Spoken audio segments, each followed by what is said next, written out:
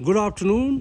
As I said, now I am in Kardang monastery right now और मैं fortunate हूँ आज यहाँ पर काफ़ी इनकी कमिटमेंट होने के बावजूद भी यहाँ पर मॉन्क्स मेरे को मिले हैं और मेन हेड लामा जी भी मेरे को यहाँ पर उनसे भी उनका भी दर्शन हुआ है।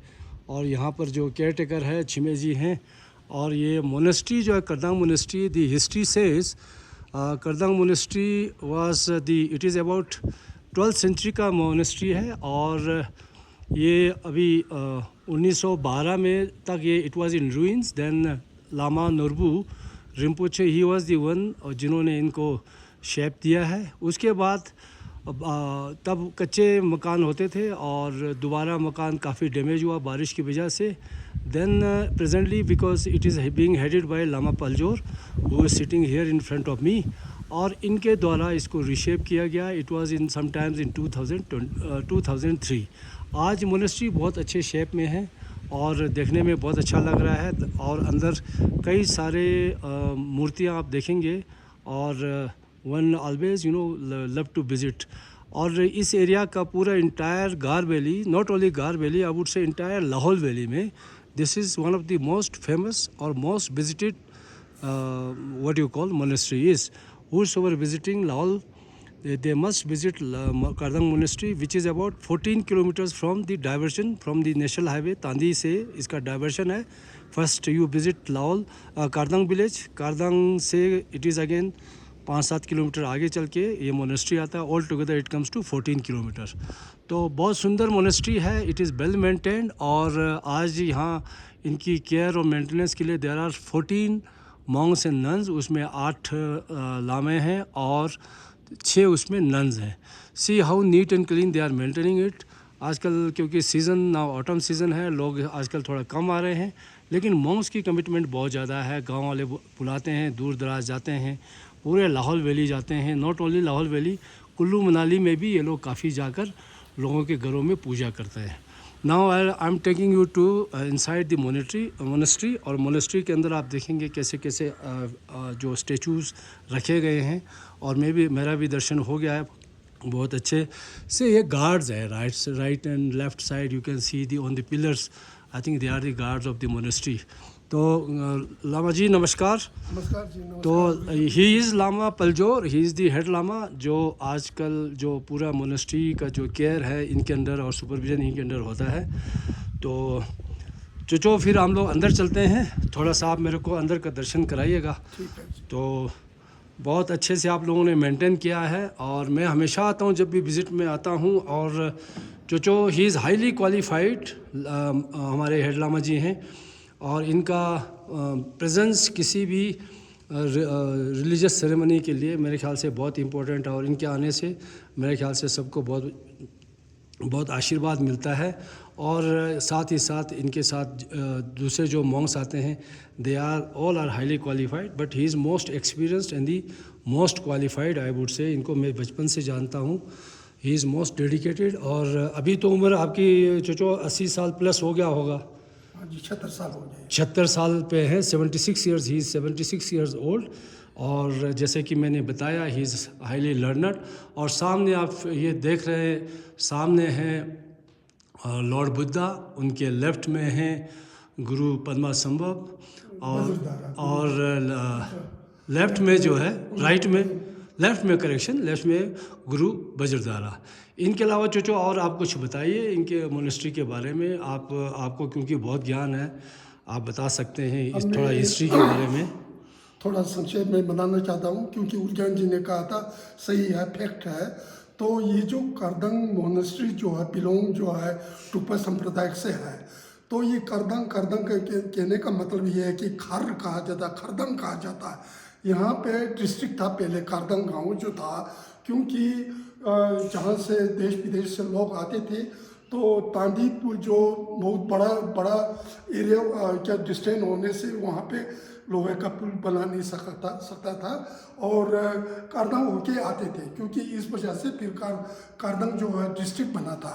तो उसके बाद करदंग जो लामा नोरबू जी करदंग गांव के रहने वाले हैं, तो उन्होंने बचपन से ही उन्हें ये रुचि था कि मैं भिक्षु बन जाऊं। क्योंकि उस दौरान ये कारदंग गोम्पा जो है, कारदंग गोम्पा जब उससे पहले जो है लोग परिक्रमा के लिए, तो वैसे ये जो है क्या कहते हैं, ये 20,000 करीब 20,000 नहीं, सॉरी, 10,000 पुराना कहा जाता है। तो 9 या 10,000 के बीच एग्जैक्ट पता नहीं है। तो वो यहाँ पे एक स्तूपा का खंडार होता था, लोग ये डिरबू परिक्रमा के लिए जाते थे। तो इस परिक्रमा के लिए जो बुजुर्ग वगैरह आते थे, तो परिक्रमा के लिए जाने में दिक्कत होता था, तो यहाँ आके इस स्तूपा और इस छोटे से मंदिर में ये जो यहाँ पे इन्होंने दीप जलाकर फिर यहाँ से वापस हो जाते थे। इनका मकसद था कि कारदंग क्या कहते हैं, ये डिरबुरी कोरा जो है, मैं परिक्रमा जो मैंने कर लिया है। तो लामा नोरबू जी यहाँ से तिब्बत गए। तिब्बत जाने के बाद फिर उन्होंने यहाँ कारदंग गोम्पे का निर्माण किया। निर्माण करने के बाद फिर जब ये एक बार फिर क्या कहते, बरसात की वजह से यहाँ पे डैमेज हो गया था। तो डैमेज होने के बाद 1998 में दोबारा रीबिल्डिंग करने का हम लोगों ने सोचा था। उस दौरान में मैनेजर रहा था। तो 1999 से शुरू किया, तो 2003 तक ये बिल्डिंग जो कंप्लीट हो चुका था। ये टुक्पा करगिल लिनेज है। उस दौरान फिर मैं लामा पंजोर कारदंग से बिलोंग हूँ, तो मैं यहाँ का देख रेख जो है, ये मंदिर जो सब कुछ मैंने निर्माण किया था, अभी जो ये संपूर्ण हो चुका है। तो यहाँ पे भिक्षु जो है, जैसे उर्ज्ञान जी ने बताया था कि यहाँ पे 14 एक भिक्षुणी है, तो उसमें से 8 भिक्षु हैं, 6 नन्स हैं। तो ये सब ब्रह्मचारी हैं यहाँ के। सो अपने सन्यासी लेके कारदंग गांव से ही बिलोंग करते हैं। कारदंग गांव से ही यहाँ पे आके सोलीच्यूड में यहाँ पे बैठा था। और डुक्पा संप्रदाय का जो क्या कहते हैं, हमारा एक एजुकेशन लेना होता है, तो लामा नोरबू जी के उनके डिसाइपल थे। तो उन्होंने 6 नरूपा योगा और मेडिटेशन, तावा छगे छंपो गुम्बा नरुचुडू कहा जाता है। तो ये क्या कहते हैं, ये 6 नरूपा योगा, और यही हम लोग फिर अभ्यास करते हैं 3 साल। सभी को ज़रूरी है कि 3 साल हमको तपस्या करना पड़ता है। उसके बाद हमारा जो मेन जो है हमारा, अभी तो मैं 11 साल में भिक्षु बना हूँ, अभी मैं 76 हुआ हूँ। तो उस बीच में हमारा अध्ययन जो होता है, सभी बौद्ध धर्म के अनुसार, टुक्पा करगिल के संप्रदाय के अनुसार ही हम लोग शिक्षा और दीक्षा लेते हैं, शिक्षा पाठ करते हैं। तो 6 नारूपा जो है, तुमो कहा जाता है, फारी योगा, फिर गुलुई कहा जाता है, मैजिक योगा, मिलम कहा जाता है, फिर ड्रीम योगा, तो तुमो गुली मिलम, ओसल कहा जाता है, क्लियर लाइट योगा, और बर्दो कहा जाए, सफरिंग जो है, संसार में सुख दुख को हमें मालूम करना पर सुख क्या होता है, सुख का कारण किससे होता है, दुख का कारण किससे हो, इसी का अभ्यास करते हैं। तो हम लोग मेडिटेशन करते समय इसी का अभ्यास करते हैं। तो अभी मौजूदा यहाँ पे 16 एक भिक्षु और भिक्षुणी हैं। अब इसका सभी देख रेख जो है लामा छिमित जी हैं, लामा रिगजिन जी हैं, तो लामा पंजोर में खुद ही हूँ। तो सभी हम यहाँ पे देख रेख गोम्पे का देख रेख करते हैं। अच्छा, चोचो लामा छिमित जी हमारे साथ हैं। बेसिकली ये बारी बारी ये रोटेशन पे ये एज केयर टेकर का काम करते हैं, और अभी इनको कॉमगियर बोलते हैं। कॉमगियर क्या बोलेंगे? Statue incharge. तो अभी छिमे जी, आपका रूटीन क्या रहता है? आप क्या करते हो सुबह से शाम तक, इनको ये सब मेंटेनेंस के लिए बताएंगे? मैं जो सुबह उठ के पहले इसको छुपुत कहते हैं, छुपुत बरते। ये जो आप लोग छुपुत बरते हैं, इसमें 7, 14, 21 इसी तरह होता है। तो ये बेसिकली इनके लिए जो ऑफरिंग है फूड, डिफरेंट फूड आइटम्स, मेरे ख्याल से इसमें लामा जी आपने बताएंगे। इसमें ऐसा है, 7 बॉल जो है, इसका ट्रेडिशन ये आया था। नालंदा यूनिवर्सिटी से पंडिता अतिशय जो है तिब्बत में गया था। तिब्बत में जाने के बाद फिर उन्होंने स्वच्छ जल जो तिब्बत में देखा था, तो लामा अतिशय जी ने कहा था कि अगर हम हर समय सुबह कि 7 बॉल्स में स्वच्छ पानी डालेंगे तो इसका इसका आप ऐसा करेंगे तो इससे आपको बहुत पुण्य मिलेगा।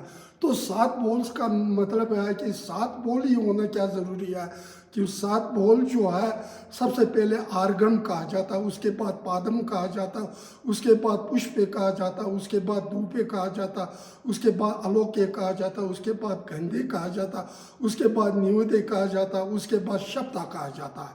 ये जो 7 बॉल्स का मतलब है किसी मतलब अतिथि को हमारे घर में पधारने से पहले सबसे पहले स्वच्छ जल उनको पिलाना, उसके बाद उस अतिथि को स्वच्छ जल से उसके मुंह वगैरह पाँव वगैरह धोना है।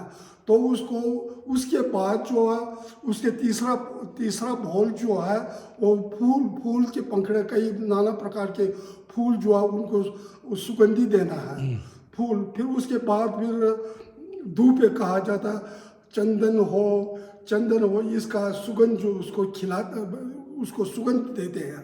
उसके बाद ज्वाला जो है ज्वाला जो है जैसे दीप जलाते हैं उसी तरह का ज्वाला उनको ऑफर करते हैं। उसके बाद फिर गंधे कहा जाता है, खाना परोसने से पहले उसको स्वच्छ जल में चंदन वगैरह उसको मिक्स करके उसको पीने के लिए पानी देते हैं और उसके बाद खाना परोसते हैं।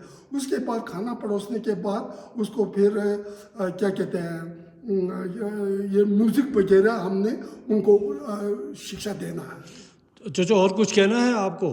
नहीं जी, तो ये दिस इज हाउ रोज इनका और रूटीन में जो है आपने ये एक तो पानी ऑफर किया, उसके बाद आप क्या करते हो? रोज़ ही शाम को उतारना है, सुबह शाम को इसको उतारना है, उतार के आप ये फूल पौधों को दे देते हो। उसके बाद छोमे निकालते हैं, छोमे निकालते हैं, दिया वगैरह निकालते हैं। रोज़ शाम को पूजा होता है, माँ गाला का पूजा करते हैं, तो शाम को फिर पूजा करते हैं। तो ये रूटीन रहता है ना? तो ये एक टफ रूटीन है। आप उसके लिए मेरे को जो समझ आता है आप कहीं जा नहीं सकते हो, यही मोनेस्ट्री में ही रहना होता है। तो this is very educative I would से, जो लामा पलजोर जी ने जो बताया। हमारे लिए तो सब कुछ ये लोग हैं, गुरु हैं, और ये लोग हमारे पर्टिकुलरली कारदंग के गांव के लिए तो we are fortunate that next door जो है हमारे ये लामे हमारे नेक्स्ट डोर अवेलेबल है। और जब चाहे हम लोगों को जब इनकी आवश्यकता होती है इमीडिएटली दे कम, और जितना भी प्रेयर्स करना होता है। And I consider myself very fortunate that I belong to this village. और जब चाहे हम यहाँ आके दर्शन कर सकते हैं, पूजा कर सकते हैं। और आई एम श्योर इससे जो लामा पलजोर जी ने जो आप लोगों को बताया, this will be quite interesting and educative, and you would like to visit this monastery definitely. Physically आके आप देखना चाहोगे। Lot of people they are visiting, I see the records.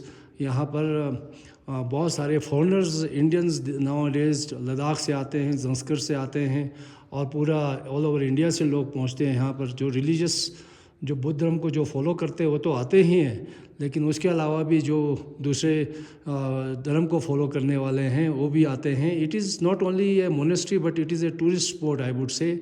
और यहाँ से बहुत अच्छा ट्रैक ऊपर जाता है, जहाँ से डिलबुरी जो एक बहुत रिलीजियस जिसकी सिग्निफिकेंस है, उसके साथ से उसके लेफ़्ट शोल्डर से होते हुए इसकी परिक्रमा होती है, जिसके लिए we are planning to go tomorrow. तो I am sure this is going to very interesting. और थोड़ा सा वीडियो लंबा हो गया, but you all will bear with me. और with this once again good bye.